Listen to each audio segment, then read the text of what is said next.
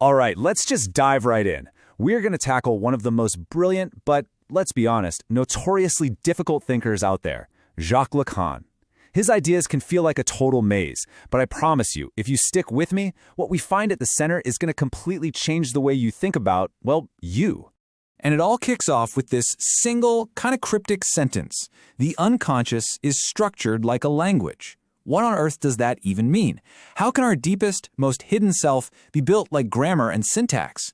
Well, that's the puzzle we're going to solve together. So first things first, who was this guy? Jacques Lacan was a French psychoanalyst working from the early 1900s to 1981.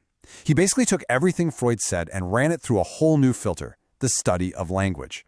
And you can't overstate his impact. His big book from 1966 called Écrits didn't just shake up psychoanalysis, it sent shockwaves through everything from feminist theory to Marxism and film studies. The guy wasn't just remapping the mind, he was giving people a new map for culture itself. Now, to really get his big idea, we have to go way, way back, all the way back to your beginning, before you had any words, before you even had a concept of I or me. Lacan had a name for this first stage, the imaginary order.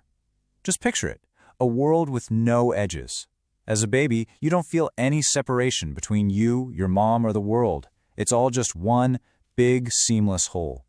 A perfect, fluid, almost glossy reality. Lacan called this feeling reassuring plenitude. No separation, no wanting anything, just being. But you know, that perfect, seamless world, it can't last. There's a moment, a critical event, that comes along and shatters that perfect unity. And this is where the thing you call yourself actually starts to get built. He famously called this the mirror phase.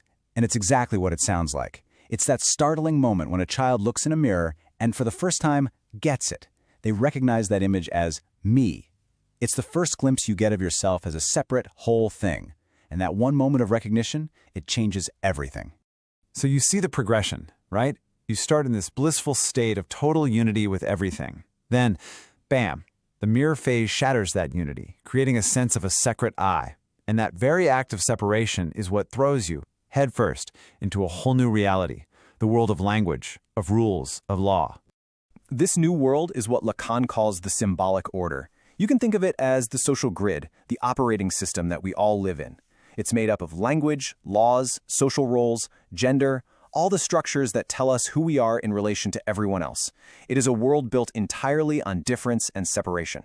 So there's this huge trade-off happening. We leave behind the pure unity of the imaginary for the structured separation of the symbolic. We trade a world of direct experience and images for a world of words and symbols. And we move from that feeling of wholeness to a reality that's governed by rules, what Lacan called the law of the father, which is basically his term for all the social prohibitions and structures that shape us. Okay, so we've got the imaginary, that pre-verbal world of unity, and we've got the symbolic, our shared reality of language and rules. But Lacan adds a third piece to the puzzle. And honestly, this is the weird one. He calls it the real. This is the raw, chaotic stuff of existence that our symbolic reality, our language, our neat little concepts just can't capture. It's that primordial experience that you can't put into words.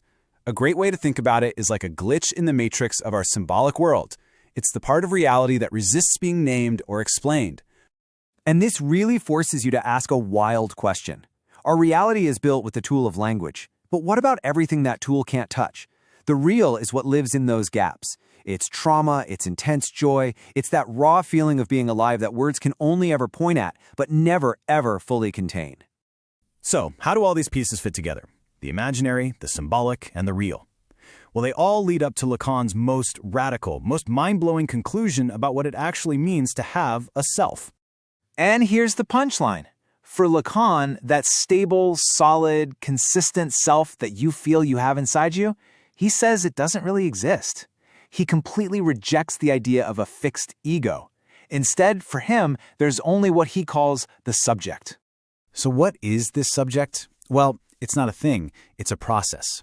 It's a product of all the systems of meaning, the language, the symbols, the social codes that were dropped into at birth. This means the you at your very core is kind of empty, fluid, and always being recreated in your interactions. Your desires are even alienated because you can only think them and speak them using a language that isn't really yours. It was here long before you were. Which brings us right back to where we started. The unconscious is structured like a language. What he means is that our deepest self, our hidden desires, our dreams, our fears, it's not some chaotic pit. It's all organized by the same symbolic rules that structure our conscious world. It's another network of signs, just operating in the dark. And that leaves us with one last, pretty unsettling thought to chew on.